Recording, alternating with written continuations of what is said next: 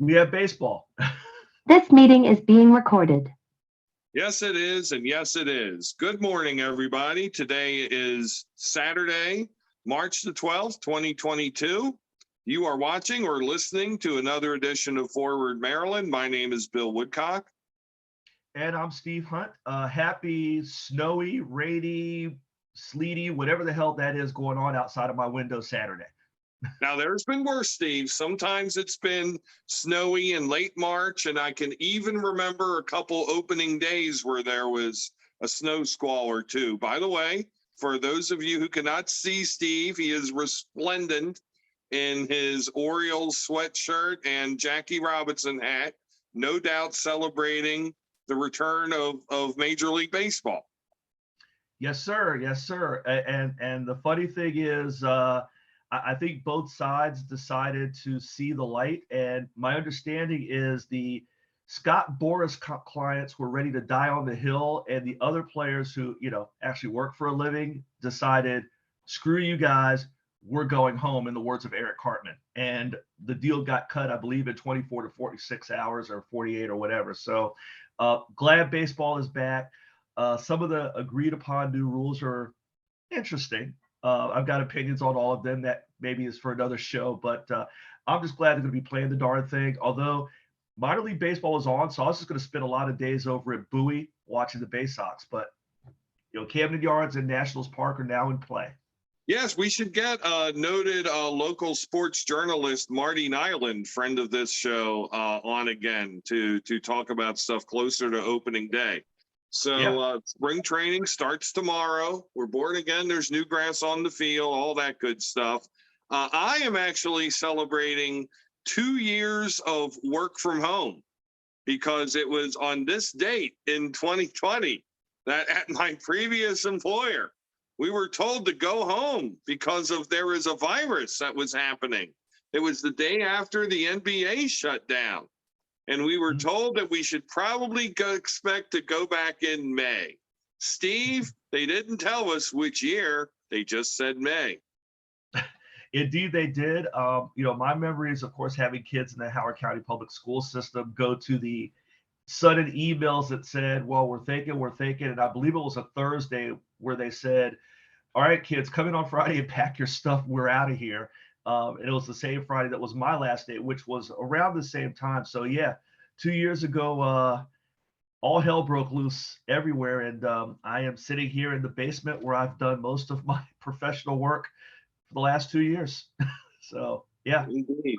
Well, today we bring, as we're close to the Ides of March, beware the Ides of March, we bring our March Gubernatorial Top 10.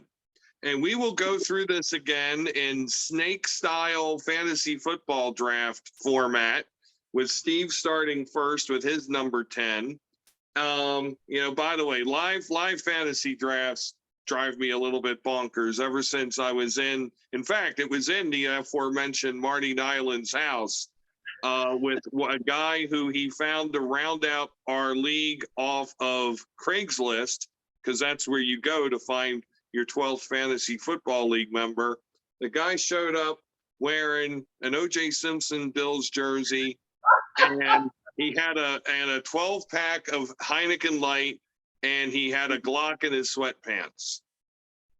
Oh, my. Well, fantasy and Craigslist go together, not just football. Oh, that's true. That's for the OnlyFans channel of Forward Maryland. But Steve, I will also be bringing today, we have for the first time ever a guest top 10 prognosticator.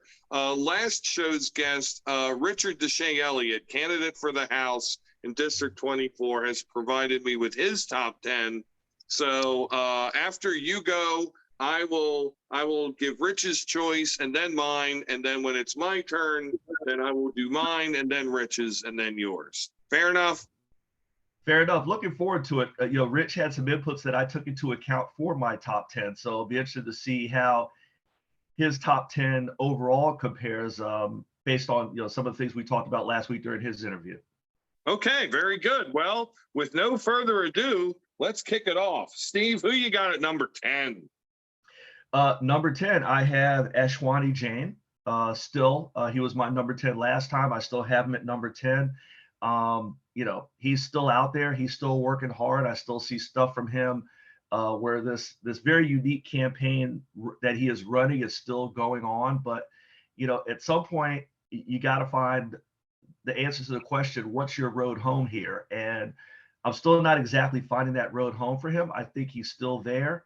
I understood he did pretty well at the debates during the week, which were focused on climate change, which should have been in his wheelhouse. But I can't put him any higher than 10, but I still have to keep him on the list.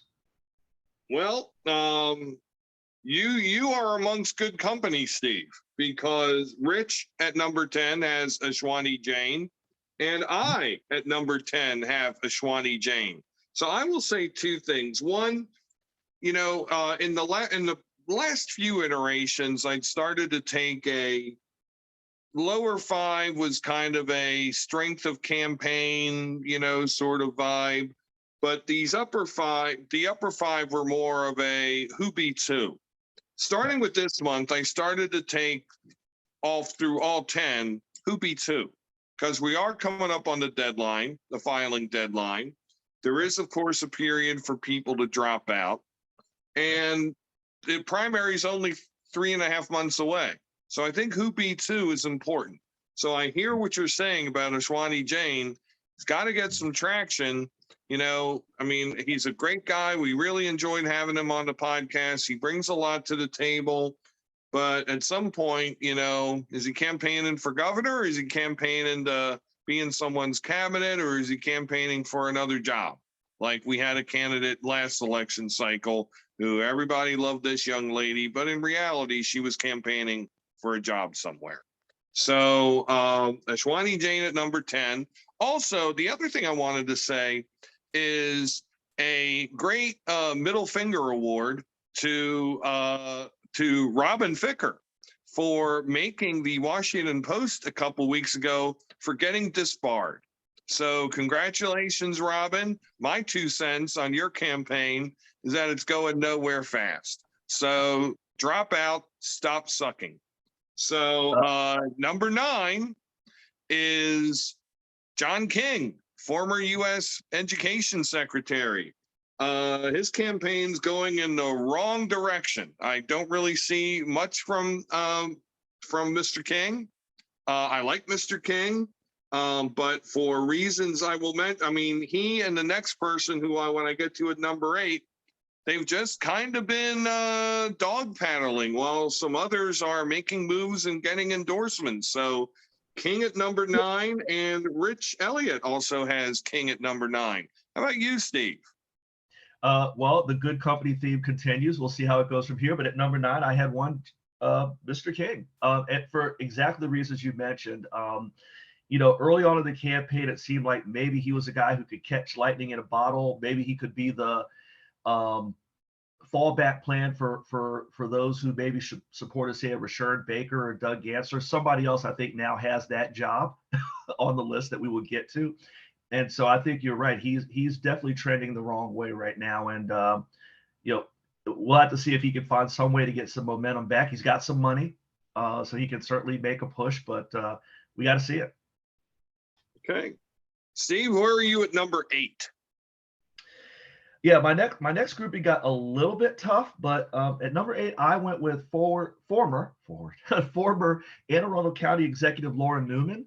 I wanted to put her higher, but I think I need to see more out of her. But I think she is trending in a positive direction. I think she has the potential to be what I call a hey, wait a minute candidate, as in you go to a forum and she happens to be there, you're maybe not there to see her. And by the time you're done, you're like, hey, wait a minute, what about her? And, the thing about her in her interview, Ms. Newman, was she is more than just I'm the only woman in this race. She has a compelling life story. She's got a compelling background.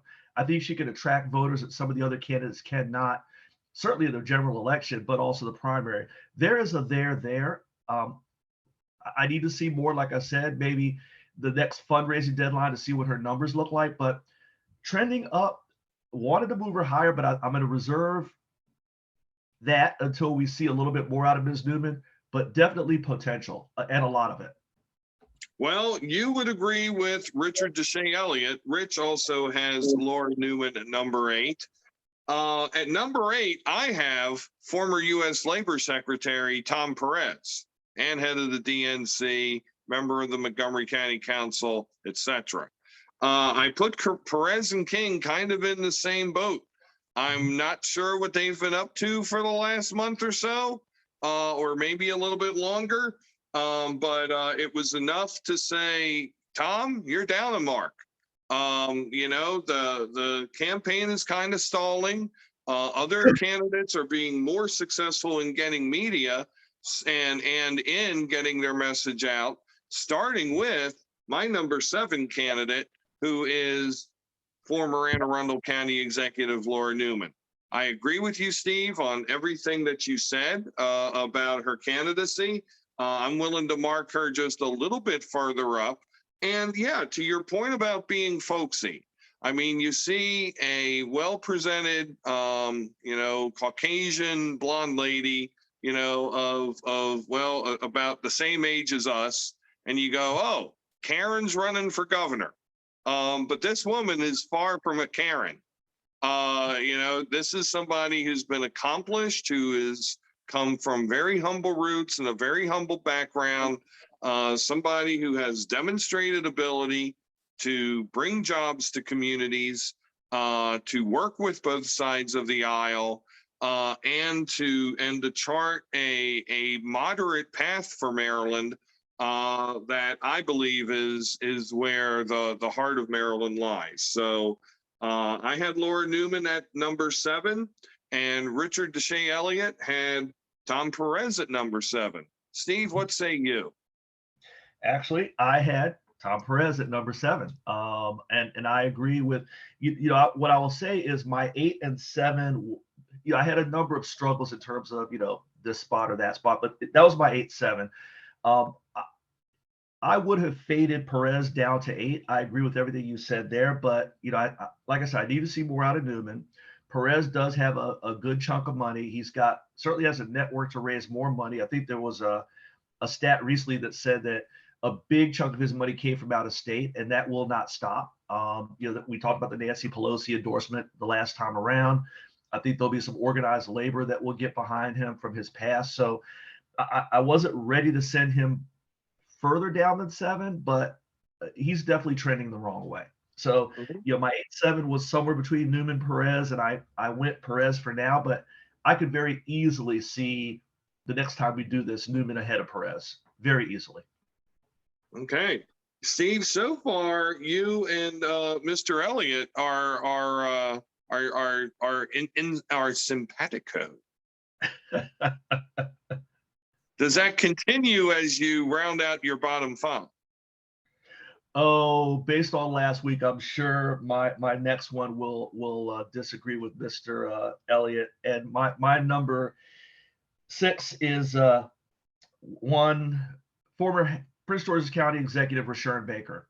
And to me, it's been a good news, bad news period for Mr. Baker, who I like a lot, quite frankly. The good news is he's got cash coming in now. He's starting to get some of those matching funds. I believe this campaign said they're going to be doing requests. I think you do it every 2 weeks. And by the end of the month, he could be looking at, in the neighborhood of $1 million total with the matching funds coming in, which is an infusion of cash that is very much needed by the Baker campaign. So that's good because, the concern there early on and through most of the way was he wasn't raising any money. The bad news, of course, is the Angela Also-Brooks endorsement of not Rashawn Baker. It was to Wes Moore, who we'll be talking about, I'm sure soon. To the point that Rich Elliott made last week, is it a death blow for Rashawn Baker? No, not even in Prince George's County. There are certain dynamics there where that might actually be a good thing for Rashawn Baker. But once you leave Prince George's County, you are, if you're Rashawn Baker, going to have to explain to donors and others why your successor as county executive is not backing you. Somebody who you supported, who you helped get into that office, doesn't have your back. And as they say in politics, Bill, if you're explaining, you're losing. And so I don't think that that's a good look for him. I think it's something that, he can certainly get past, but I think it's more of a momentum for Wes more than it is a lack of momentum for Baker, but it's just not a good look or a good sign. I will note that Aisha Braveboy, who is I believe she's the state's attorney, was at the same function where the endorsement came in from Ms. Alsop-Brooks, but very quickly said, I was just there to be there. I am not endorsing anybody right now. I think if maybe he could get that endorsement, that would be a good counter. But right now I have him at 6.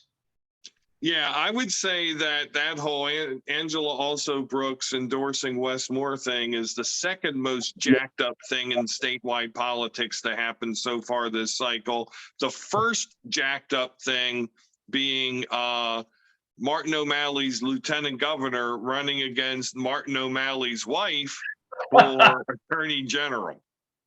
Yeah, that's some jacked up S right there.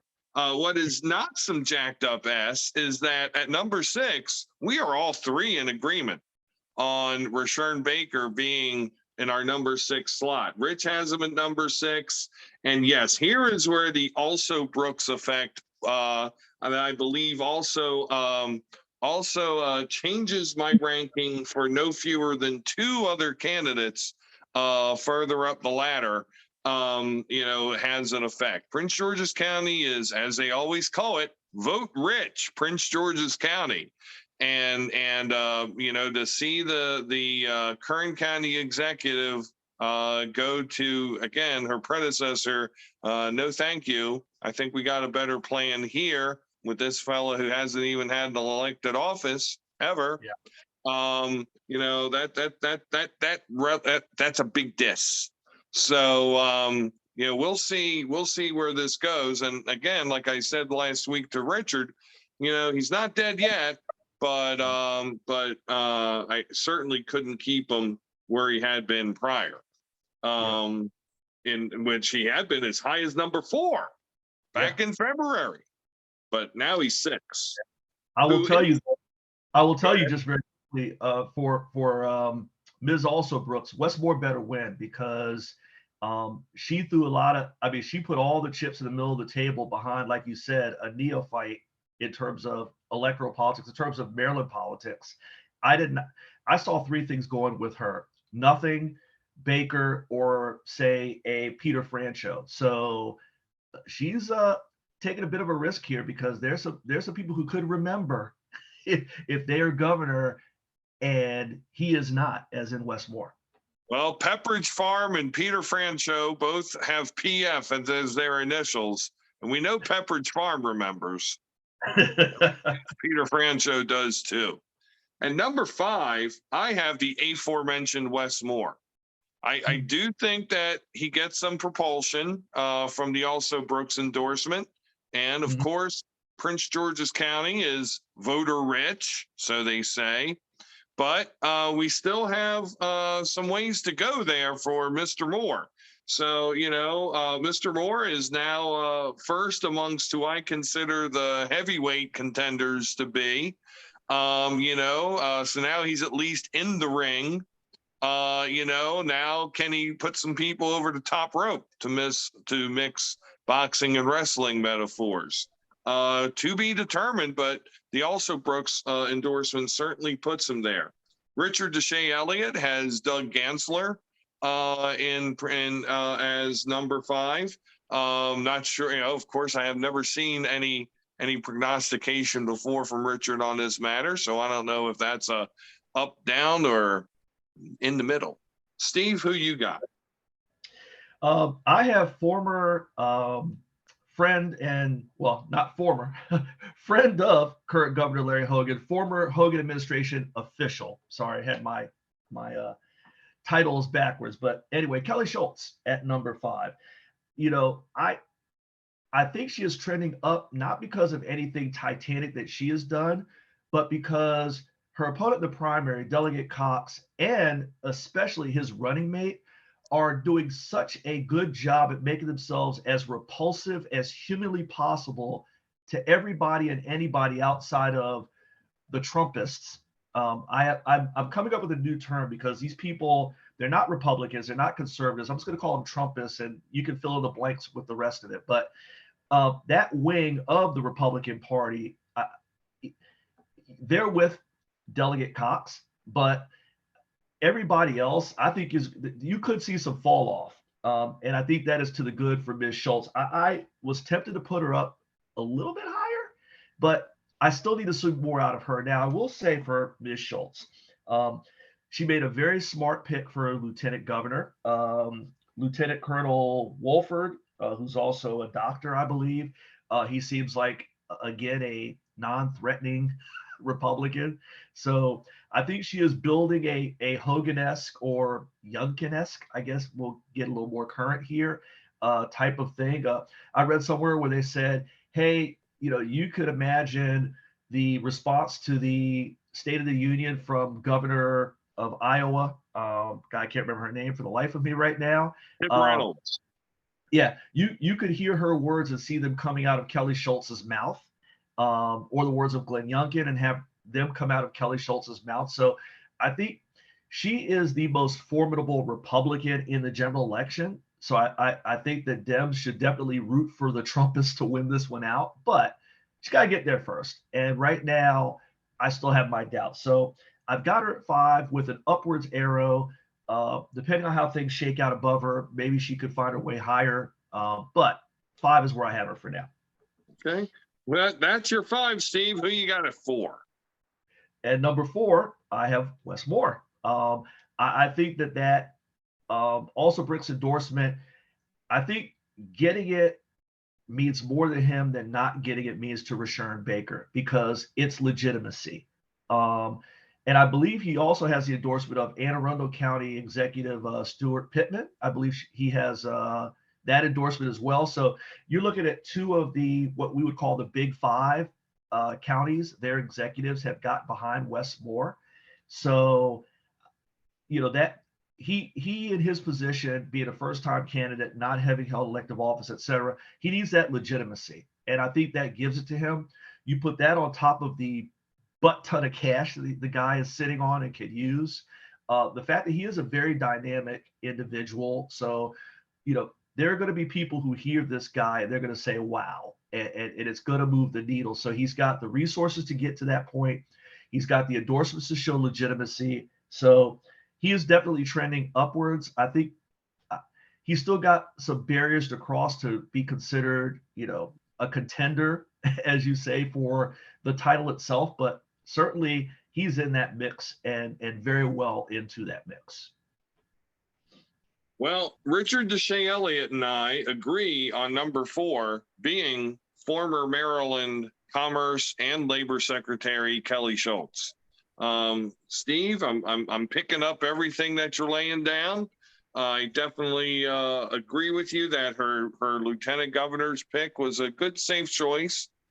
I still will contend that nobody votes for the lieutenant governor, but still, did make a solid, non-controversial choice. And I agree with you that she is portraying herself as the sensible, sane Republican, the adult in the room in the race. And, I'm still not sure how helpful it's going to be, because I'm still not sure the base is there. But Richard and I are both seeing Schultz at 4. At 3, the last person affected by the Also Brooks decision, a Robert Ludlum novel, which was never published. And there should be a better word there, like, the Also Brooks Gambit or something. That might be a better one. Also Brooks Gambit would be former Maryland Attorney General Doug Gansler. I was tempted to rate his candidacy down because of the not terribly impressive fundraising numbers that his campaign showed, but I'm willing to give this at least one more pass, or at least one more month, to see what the next reporting deadline shows. but definitely, I think the also Brooks endorsement in vote rich Prince George's County does knock him down off of that silver medal position right now and into bronze territory. Of course, there really is one winner. And so far, a winner in the primary election is not yet Doug Gansler, nor is it anyone so far. But I do have them from 2 down to 3. Richard Deshay Elliott has Wes Moore at number 3. Richard, being the proud progressive that he is, I could see his affinity for Wes Moore at number 3. Who you got, Steve? Well, actually, Bill, I am in line with you, and I have former Attorney General Gansler. For all the reasons you said, spot on. I think there is still a there, but at some point, it's got to go from, there's a path to, can you really take it? And so I think that, over the next few weeks, there'll be some more, forums, and those will be good opportunities for Doug Gansler, who I think presents himself very, very well. Not a polished politician, but his passion and his knowledge, I think, will come through in some of those things. Like you said, the opportunity to show some better fundraising numbers. I think if he's one of those people who, if he could show some potential, there are fundraisers out there sitting on their wallets waiting for an excuse to drop money into that camp. He just has to give them an excuse. There are voters who are out there that he can get, but he's got to get out there and do the work so that they can see him as a viable alternative. He has presented himself as a progressive alternative to Peter Franchot. He needs to look at his rearview mirror, because if the Wes Moore train keeps rolling, Wes Moore could supplant him in that position. But I don't think that has happened yet. So, I have Doug Gansler at number 3 along with you. Excellent. I have a feeling that all 3 of us might be agreeing on our top 2 candidates. So who you got there, Steve-O? One delegate, Dan Cox. Still in my mind, the Republican front runner. Still in my mind, the guy, who in a primary situation where it is very much base driven, especially on the Republican side this time around. And you see that, not only throughout the state of Maryland, but also nationally with, candidates who, if they went straight to the general election for like Senate, I think, Mitch McConnell has struck out 3 times because his candidates who probably would win the general election realized they couldn't get past the base of the primaries. Maryland is no different. It is similar to Virginia, where, in a fair, straight up fight, do you think a Glenn Youngkin would have found his way out of the primary? No. But a base driven, whatever they do over in Virginia, I don't even want to get into that. Yes, he ended up being that dude. So I think Maryland is the same way. We see it here in Howard County. So, like I said, Kelly Schultz is probably the better general election candidate. But as you have said, Bill, accurately, you got to get there first. And Delegate Cox has the best path to get there first. Truth. Well, Steve, the rest of this podcast could be boring. That doesn't mean that you should log out there, viewers and listeners, because Richard Deshay Elliott and I both have Dan Cox at number 2. He is indeed controversial. His lieutenant governor candidate has thrown out some absolutely goofiness in recent weeks. And apparently the red meat crowd is just lapping it up like a cat to milk. So, a little bit scary, but it's the truth. It's the way things are falling out so far. So we shall see. And at number 1, I have, as does Richard Deshay Elliott, State Comptroller Peter Franchot. Had very strong fundraising numbers. I believe 78% of his campaign contributions were from within the state of Maryland. So, no worrying about that there, although he's been a Maryland, elected official for 30 plus years. So, Again, Peter Franchot is the Joe Biden of this race with a little bit more energy and vigor. So until somebody shows that he's not the most qualified man for the job, he certainly is. And Steve, I'm going to take a wag that you might agree with Richard and I. Oh, absolutely. And you haven't mentioned Ficker yet. Yeah, that's not happening. His peak was when he was reciting the Jordan rules behind the Chicago Bulls bench at the old Cap Center, and that was like 25 or whatever years ago. So it's all been downhill since his heckling days at Bullets game. So anyway, but yes, I agree with you on the number one person. And I'm looking at my list here, and all the drama that we've talked about. I mean, we could write a play about this. Is Gansler for real or is he fading? Westmore charging? Is it the real deal or just a phase? Can Rasher Baker raise money? Does Tom Perez have it in him? Here comes Lauren Newman, or maybe not. Meanwhile, all this is going on, and Peter Franchot sitting there at the number one spot, like, have fun with that, guys. He's just kind of doing his thing, cruising along. He just dropped in, this latest thing with the gas tax freeze, and he put out a really nice release saying, hey, I pushed for this thing, and now they're going to make it happen. This is what I talked about, and when I said I deliver for the state of Maryland, he is just going on about his job, being Peter Franchot, while there's the mad scramble to see who's going to be the last person standing to challenge Peter Franchot. So he is in an absolutely great position. If it were a NASCAR race, you'd have a mad scramble with cars crashing behind him, and this one trying to draft off of that one, and he's just sitting in the front, just rolling along. So it's great to be Peter Franchot right now. You can just kind of, if I'm Peter Franchot, I'm hoping that the courts and all this stuff doesn't, allow the primary to slide back past June, because I just want to get it over with and get to the general election, man. Because if the primary election is delayed, that is the epitome of ham and egging. Yeah. I would not be a fan of that whatsoever. No, sir. Well, Steve-O, we agree on all three of us. And thank you, Richard, for your inputs as well. If anybody else out there in viewer and or listener land wants to provide their lists, have at it.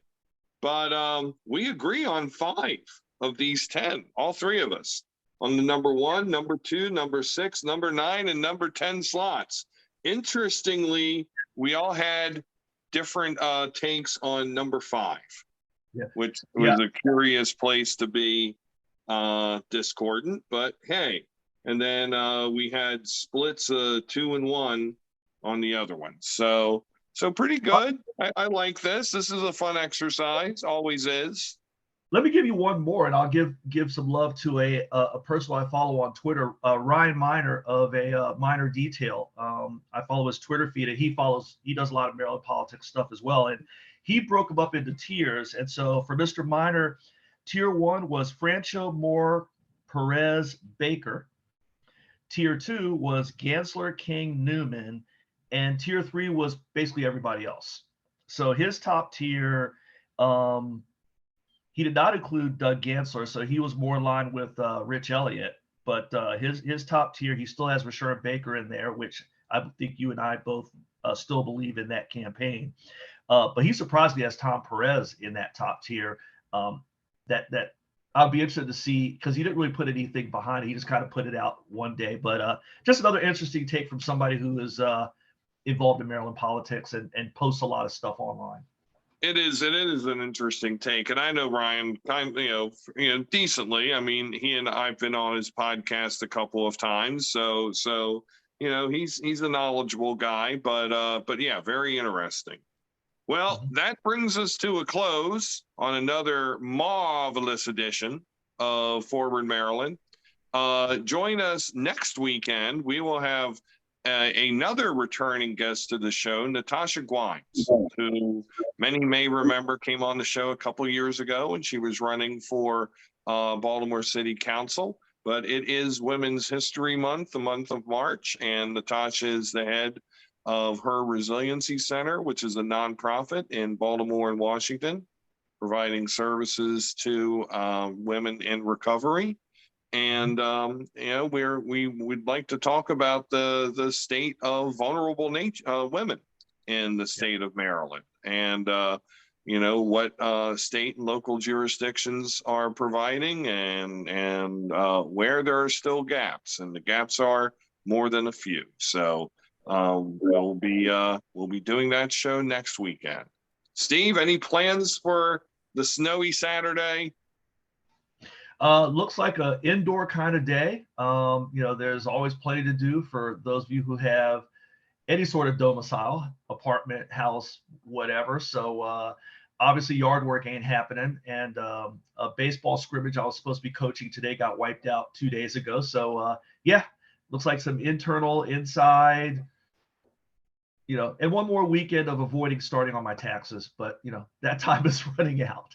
I've gotten my taxes back already, and all that's been done. I was supposed to go to the Van Gogh exhibit in DC this evening, but I'm not sure.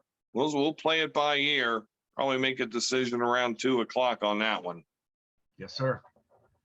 Well, for Steve Hunt, my name is Bill Woodcock. Viewers, listeners, thank you for consuming this edition of Forward Maryland. We'll be back at you next weekend. Till then, have a great day. Take care.